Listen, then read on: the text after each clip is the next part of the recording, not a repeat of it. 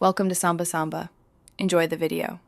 You start by confirming that your carrier or service and the app support replacing or linking your phone number with an email address, because the system must accept email as an identity method.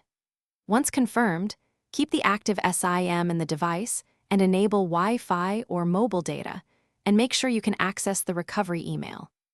Now open the account settings and go straight to Contact or Security to begin swapping the phone-based identifier for an email entry.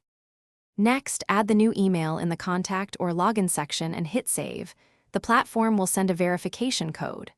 Once sent, open your inbox, locate that code, and enter it promptly. Some codes expire quickly.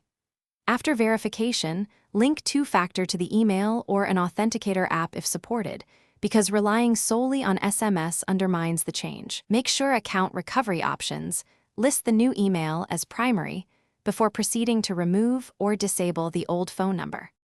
Finalize by removing the phone number from the account and confirming the email is now the primary login contact.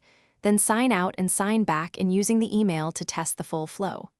If the service requires two-factor, use the linked authenticator or email code to confirm access. If something goes wrong, like no verification email, check spam, wait a few minutes, request a resend, and if still blocked, contact support with a government ID or use carrier-assisted number. Thanks for watching. Consider subscribing if we helped you.